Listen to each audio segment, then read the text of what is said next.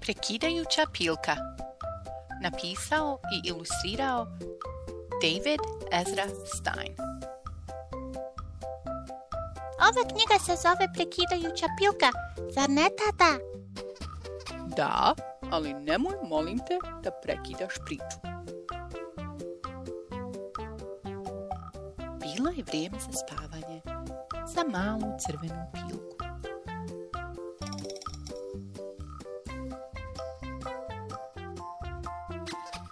U redu, moja mala pilko, rekao je tata. Jesi li spremna za spavanje? Da, tata, ali nešto si zaboravio. Šta? Pitao je tata.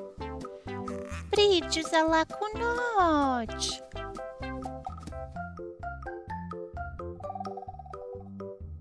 U redu, rekao je tata. Pročitat ću ti jednu od tvojih omiljenih priča. I naravno, večeras nećeš da prekidaš priču. Je li tako? Ne, neću, tata. Slušat ću.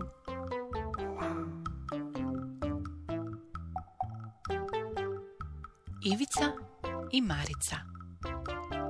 Ivica i Marica su bili jako gladni. Duboko u šumi pronašli su kuću od bombona. Kric, kric, kric. Počeli su jesti kuću, sve dok starica koja je u njoj živjela nije izašla i rekla: Kakva divna djeca! Zašto ne uđete unutra? Upravo su htjeli da je prate unutra kad... Iskočila je mala crvena pilka i rekla im je: Ne ulazite! Ona je vještica! Dakle, Ivica i Marica nisu ušli. Kraj!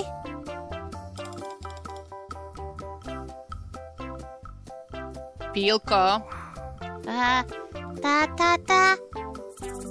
prekinula si priču. Pokušaj da se ne miješaš toliko. Izvini, tata. Ali, tata, ta teta je zaista bila vještica. Da, ali ti trebaš da se smiriš, da bi se opustila i zaspala. U redu. Hajde da probamo sa drugačijom pričom. Slušat ću.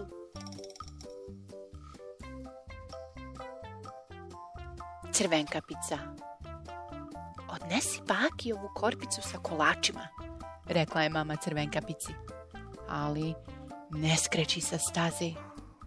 Šuma je puna opasnih životinja. Crvenkapica je skakutala kroz duboku šumu.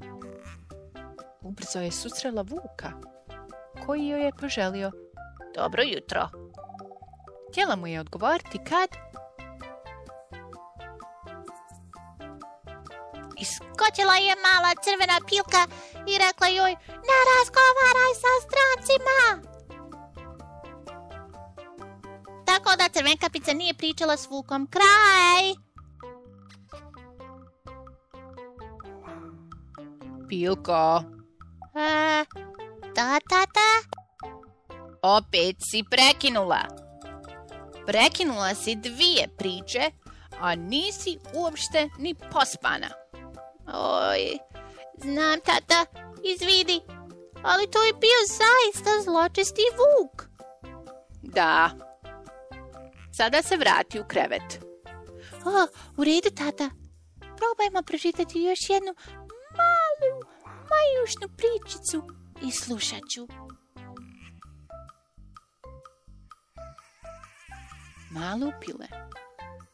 Malo Pile je šetao kada ga je udario žir u glavu. Nebo pada, pomislio je. Htio je potrčati i upozoriti gusku, patka, kokoš i sve ostale životinje na farmi da nebo pada kad...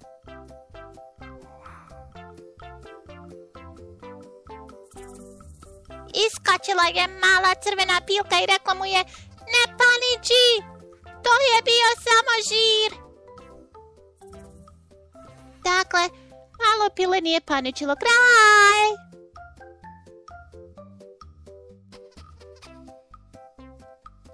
Pilko, Da. ponovo si prekinula priču. O, tata, pa nisam mogla dopustiti da se to malo pile uznemiri zbog običnog žira. Molim te, pročitaj još jednu priču i obećavam da ću zaspati.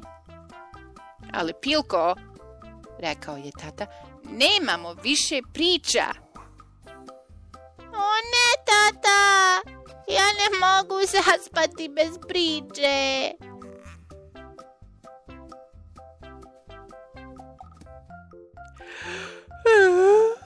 Onda, rekao je tata zjevajući, zašto ti meni ne ispričaš jednu priču? Aha, ja da ispričam priču. Reče crvena mala Pilka. U redu, tata, idemo.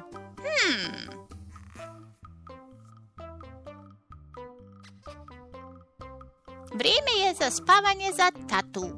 Napisala Pilka. Jednom je bila mala crvena Pilka koja je svog tatu stavila na spavanje. Pročitala mu je 100 priča. Dala mu je čak i toplo mlijeko, ali ništa nije uspjelo. Ostao je budan sve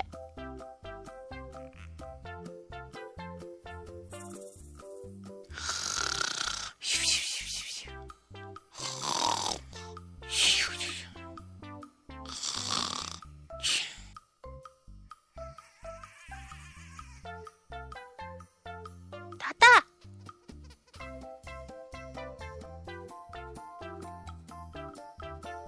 Laku noć, tata.